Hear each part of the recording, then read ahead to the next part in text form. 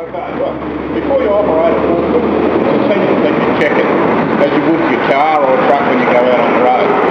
It's to prevent any unnecessary damage, as well as making sure that the forklift is safe for the user and those people around it. We must check the forklift in all sections. We'd start off by checking the motor underneath the hood here. We check the engine for all fluid levels. We check our battery. Just make sure that it's secure and it's clean. It's got no terminals, no tops on this battery, so we can't check the electrolyte levels. We'll move on. We'll check the coolant level in the overflow tank or the expansion tank.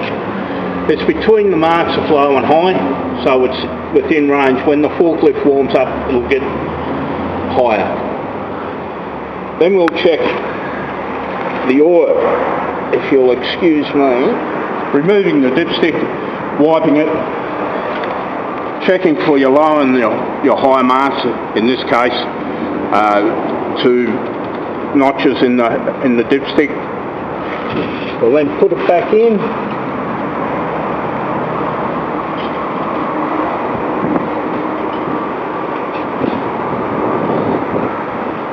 And we can see it's up by the top mark.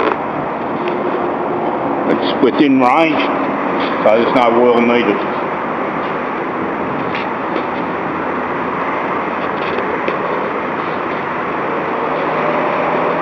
Filler cap, if there was oil needed, we would open the filler cap and add oil in there. Make sure the filler cap is put back on securely. It's an overhead cam motor and we'll spray oil all over the place. While we're here, we'll check, make sure that the fan belt is tight enough. We don't want it over tight. But if we've got about 15 mil of play in there. On the other side of the motor, we'll check hydraulic oil. Now this oil is used to drive the forks up and down, as well as drive your steering. It's very hard to see the oil on this, so if we dry it right off and then put it back in the tank and have another look, you can just see it's up here.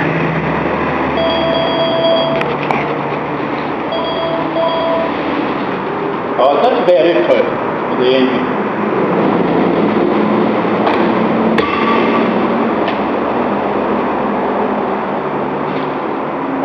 It's essential that we check the mast and attachments. We must check fork blades. We're looking for cracks in the heel of the blade.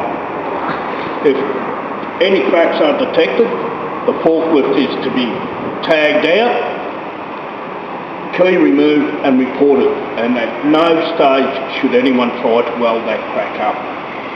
While we're down here, we'll work our way up.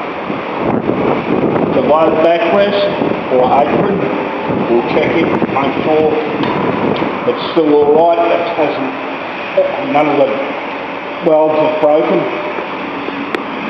Onto the chain and the mast. The chain should be greasy, like it is. There should be an abundance of grease around the mast. I wouldn't go touching it or rubbing up against it. This will help the mast to slide up and down freely. The hoses will be greasy, however they should have no signs of oil on them. Coming around this side, we check the tyres. They're solid tyres, we can tell that by the fact that it has no valve in it. Even though they're solid, still checking to make sure there hasn't been pieces cut out of them. Moving along, we check out the cage or the overhead protection.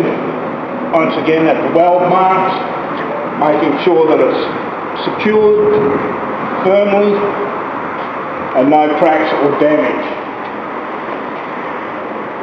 Brake fluid, we check that.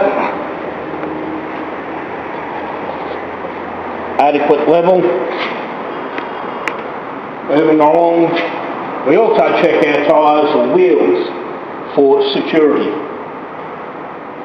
Once again, the middle of the axle, of the front axle, which acts for the point for the fulcrum and the level that the fork blades should be carried at, no greater than that.